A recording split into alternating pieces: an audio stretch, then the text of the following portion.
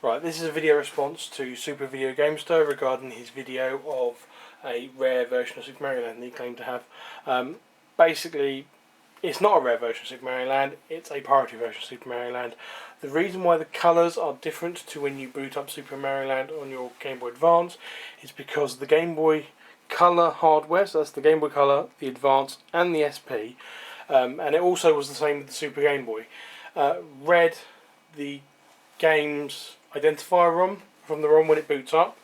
This identifier, if it was a game, especially with Nintendo ones, would be in a list of games that they had, and they could have assigned unique palettes to it.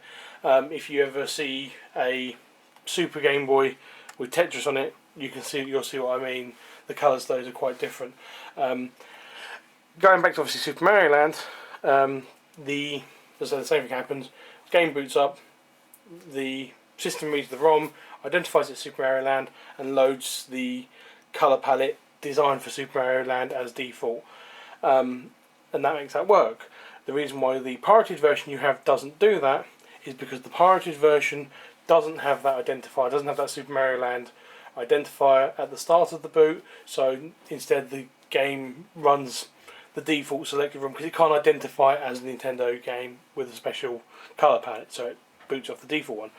What I was saying about the game itself by changing the colour palette is if you put your game in your system, boot it up, no matter what game it is, if it's a Game Boy game, you get your default palette, which can be game specific or it can be a certain one, but if you boot it up and then press keys on the D-pad, again, as you can see, the game itself, you can see the screen background changing. That's because the system is actually booting up different colours, and that is done by just using the D-pad or the B and A button and D-pad.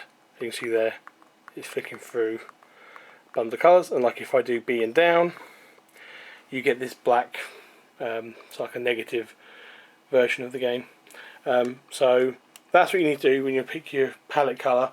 And if you pick the same palette colour to run the game through Super Mario Land, the normal one, and do it with your pirated cart, you'll see the two games are identical. The ROM is the same, it's just the fact that the system is unable to identify it as Super Mario Land because it's not Super Mario Land, it's a pirated cart. Hope that clears that up. So you know obviously what I was meaning when I was putting my post. So it's not a rare version, unfortunately, it's just a pirate cart. There are modified pirated versions of Super Mario Land out there. I've seen ones where people have put Pikachu on as the main character and modified the enemies to be Pokemon. But as I say, the one you've got on that card is just a straight rip of the normal Super Mario Land. Just it's not identified as Super Mario Land, therefore doesn't load the colour palette that it should have by default if it was a real Super Mario Land. Alright, bye.